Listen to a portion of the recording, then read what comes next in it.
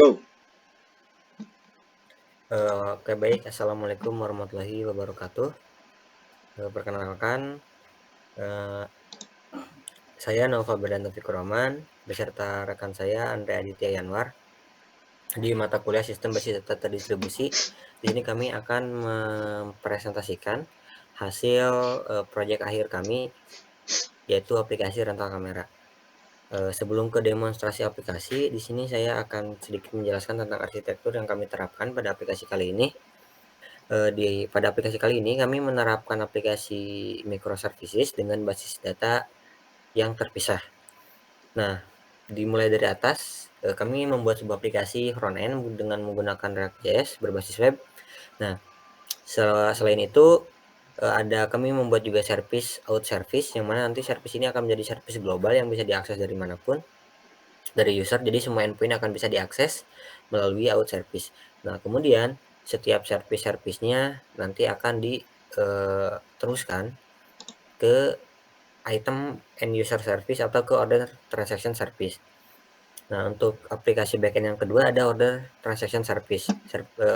Aplikasi backend ini berfungsi untuk men-serve atau menjalankan fungsi-fungsi mengenai order ataupun transaction. Dan aplikasi ini akan mengakses secara direct ke database CR Transorder DB yang di dalamnya terdapat dua tabel, yaitu tabel transaction dan tabel order, yang mana database ini menggunakan PostgreSQL. Begitu pula dengan aplikasi backend yang ketiga, yaitu aplikasi item dan user service, yang mana dia akan men-serve atau melayani permintaan atau request seputar user dan juga item. Dia akan mengakses dan memiliki database CR user item DB yang di dalamnya terdapat dua tabel user dan juga item, dan juga menggunakan PostgreSQL. Mungkin sekilas tentang arsitekturnya. Kemudian untuk deployment-nya, saat ini semua aplikasi kami sudah dideploy secara terpisah kecuali untuk front end. Jadi front end yang akan kami demonstrasikan sekarang berjalan pada lokal, sedangkan untuk out service, order transaction service, item dan user service, maupun CR Transorder DB dan CR User Item DB semuanya sudah di deploy secara terpisah. Oke, mungkin dimulai dari service-service-nya dulu. Dengan kita mengecualikan front end, aplikasi front end kami yang memang berjalan di lokal. Nah, di sini kami mendeploy tiga buah backend kami. Yang pertama ada out, kemudian ada order transaction BE, dan ada juga user item backend. Nah, semua service ini sudah dideploy di Vercel dan juga sudah dapat berjalan. Nah, kemudian karena di Vercel ini tidak menyediakan in-app database, jadi kami diharuskan untuk mendeploy database kami di tempat terpisah. Seperti yang sudah dijelaskan, kami memiliki dua buah database. Database pertama CR Transorder DB dan juga yang kedua CR User Item DB. Nah, dua DB ini masing-masing kami deploy di Supabase, yang mana nanti sebenarnya ini deploy di AWS atau Amazon Web Service. Jadi baik itu backend maupun DB-nya masing-masing dideploy secara terpisah. Nah, untuk yang Trust Order DB di sini kalau dilihat di table editornya, di sini ada dua buah table, ada table order, mungkin tidak terlihat ya. Nah, di sini ada table order dan table transaction. Begitu pula dengan database yang order, mungkin kita lihat dulu. Nah, ini untuk order, untuk database order, begitu pula dengan transaction. Nah, meskipun order dan transaction ini berada dalam satu database, tetapi dalam proses pengaksesan di aplikasinya, jadi setiap aplikasi itu dia memegang dua buah tabel gitu. Nah, untuk selanjutnya database yang lainnya ada database sebentar. Nah, yang ini, yang user item DB. Di sini juga memiliki dua buah tabel. Di sini tabelnya sebenarnya ada beberapa, namun yang dipakai hanya yang items dan juga yang user. Itu tabel-tabelnya tuh. Oke, baik.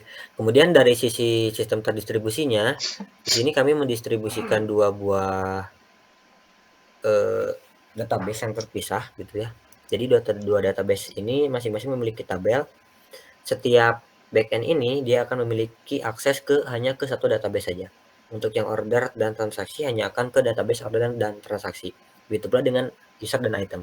Sehingga ketika ada proses atau permintaan dari user yang mana eh, pada kasus kami, pada kasus transaction, di mana nanti di sana ada data teller dan juga ada data order, maka kami diharuskan untuk mendistribusikan dua database user, transaction, dan item user yang berbeda ini untuk akhirnya nanti datanya di-join dan akhirnya dimasukkan ke dalam satu buah data dan dikirim kepada user. Seperti itu mungkin. Untuk selanjutnya langsung ke demonstrasi aplikasi yang akan didemonstrasikan oleh Andre. Silakan Oke, kepada Andre. baik. Terima kasih Saudara Noval. Mungkin saya akan menjelaskan tentang bagian front end ya, demo aplikasinya. Saya akan share screen dulu.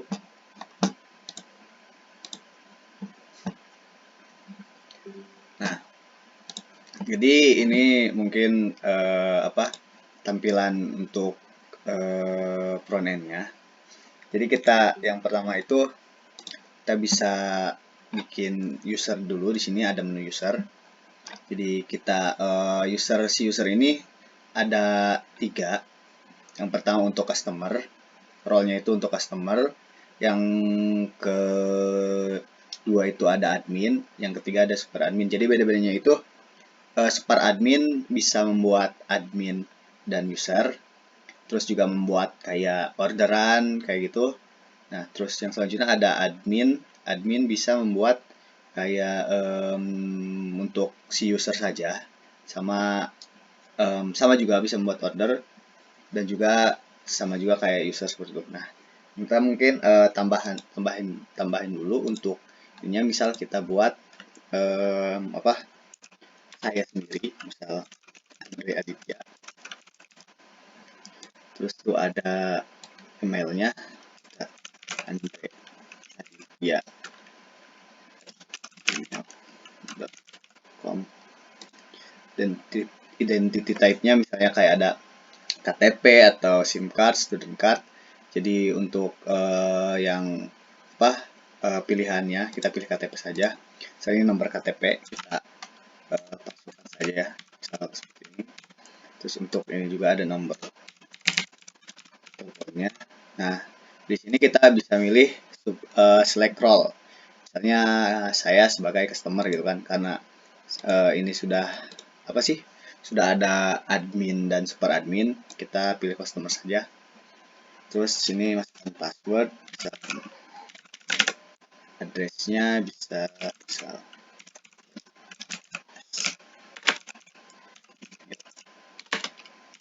lalu kita klik register. Nah, terus di sini ada user baru. Jadi Andre Aditya, ini emailnya, identity type-nya apa, ini ID identity-nya, terus ini phone, terus ini role-nya sebagai customer. Nah, itu kita ini di sini ada menu item, mungkin buat kita ingin menambahkan item yang baru gitu kan. Misalnya ada kamera yang baru gitu. Misal kita pilih kayak Sony Z500 gitu kan. Untuk price-nya misal kita itu saja 100.000 gitu kan. Statusnya tersedia kayak gitu kan. Submit. Nah, jadi ada di sini Sony Z500. Di sini statusnya ada tersedia. Terus ini created ad, terus ini price. Nah, untuk itu misal kita ingin order gitu kan, untuk order, jadi kita langsung add saja. Pilih di sini ya, pilih item. Item di sini kan ada item yang yang masih tersedia gitu kan. Kita pilih yang tadi Sony Z500 misal buat kamera yang dipinjamnya. Terus misalnya pilih peminjamnya misalnya kan tadi karena saya customer, Andre Jayanwar customer, jadi Andre Aditya. Terus bisa pilih teller. Jadi teller tuh si yang ngurus-ngurus ininya yang kayak gitu, misalnya pinjamnya ke siapa gitu kan. Misalnya kalau misalnya waktu ini yang loginnya itu si admin, kita pilih admin saja. atau super admin juga bisa. Terus super admin, terus submit. Nah, lalu di sini akan muncul order ID, item name yang kita pinjam tadi, terus item price, terus order date, item apa yang dipilih, item ID-nya 7 kan, harga juga sama, terus teller ID-nya berapa.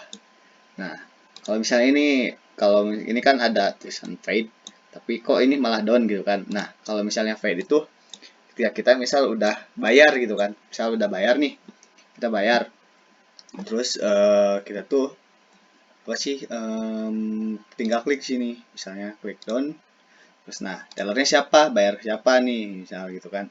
Nah, misal ke super admin lagi gitu kan, sama orangnya, terus kita pay aja.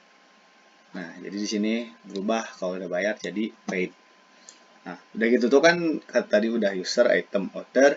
Nah, nanti si detailnya itu ada di transaction, di table transaction. Nah, kayak yang tadi kan, misal ini kayak order ID-nya 8, terus itu kan cuman 100.000 kan dari itu.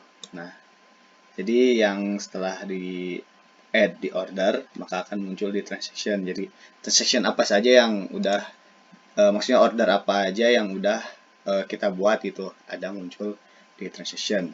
Mungkin untuk detail si transactionnya kembalikan lagi ke saudara Noval gitu ya untuk lebih jelasnya lagi.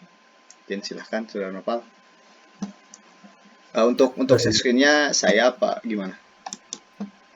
Saya aja yang share Oke, screen-nya. boleh. Baik, terima kasih untuk Andrea Ditayano atas penjelasannya. Saya akan akan melanjutkan demonstrasi di modul transaction yang sebelumnya telah didemonstrasikan oleh Andrea Ditya. Nah, oke baik. Di sini karena saya baru buka aplikasi, jadi saya harus login dulu. Saya akan login dengan menggunakan akun super admin. Langsung kita login saja. Nah, kita masuk ke dashboard. Nah, untuk ke transaction seperti yang dapat dilihat, karena aplikasi kami sudah di-deploy gitu ya, aplikasi backend kami sudah di-deploy Mohon sehingga maaf, perubahan saudara yang Nopal bisa lebih di zoom oh iya, tampilannya. oke Nah, oke baik. sip. Thank you. Karena berhubung tadi aplikasi kami backend-nya sudah di-deploy, sehingga perubahan yang terjadi di di saudara Andre juga muncul di saya gitu. Jadi memang aplikasinya sudah di-deploy dan datanya akan sama gitu. Nah, di sini ada data transaction yang sudah tadi dibuat oleh Andre. Jadi karena aplikasi kami ini konsepnya aplikasi untuk admin penyewaan gitu ya, sehingga user itu hanya dibuat sebagai bukan user, si order itu adalah permintaan peminjaman gitu. Nah, kemudian setelah si barangnya itu dikembalikan, baru nanti diklik tombol down, kemudian pay gitu ya. Karena dalam peminjaman biasanya setelah dikembalikan baru dibayar. Totalnya berapa hari. Nah, untuk total harinya seperti yang di transaction di sini kan ada total rental days. Ini tuh dia mengambil si aplikasi backend kami menghitung secara otomatis gitu. Kapan dia dipinjam dan kapan dia dikembalikan. Gitu. Karena berhubung tadi tidak lebih dari 1 hari, maka harganya dibulatkan menjadi harga 1 hari gitu. Kemudian jika lebih dari 24 jam, maka harganya akan dikali 2 gitu ya, tergantung harinya. Nah, kemudian di sini pada transaction ini di sini ada tombol detail. Tombol detail ini fungsinya untuk melihat detail dari transaksi. Karena di sini hanya muncul item ID dan order ID saja. Nah, misalkan kita lihat di sini akan ada data si transaction ini adalah transaksi dari order mana gitu. Kemudian si teller yang yang mengurus transaksi ini juga siapa, di sini ada datanya semua. Nah, proses distribusi database kami itu khususnya berada di sini gitu. Meskipun sebelumnya juga pada kasus order juga kami menggabungkan data-data dari tabel item di database item dan juga tabel order gitu ya. Kami gabungkan.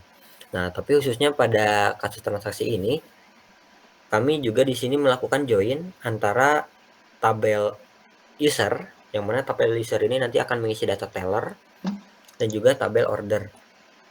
Gitu. Dari 2 database yang terpisah kami distribusikan lewat si backend out yang berfungsi sebagai apa namanya yang jadi globalnya gitu yang diakses hijauin, sehingga nanti di sini muncullah data-data apa transaksi ini ordernya order mana, kemudian tellernya teller mana. Seperti dapat lihat di sini untuk ordernya ada ID-nya, ada user ID-nya siapa, item ID, item name, item price, teller ID-nya 7 di sini. Nah, kemudian di sini dijelaskan lagi untuk teller ID 7 itu ternyata super admin, emailnya super admin, role super admin, seperti itu. Nah, jadi untuk proses aplikasi yang kami buat sudah dari awal sampai akhir sudah dijelaskan. Untuk selanjutnya mungkin ini fitur terakhir, fitur logout, untuk kita logout dan kembali ke halaman login. Mungkin seperti itu saja presentasi tugas akhir dari kelompok kami. Mohon maaf bila ada banyak kesalahan. Terima kasih atas perhatiannya. Wabillahi taufiq wal hidayah. Wassalamualaikum warahmatullahi wabarakatuh.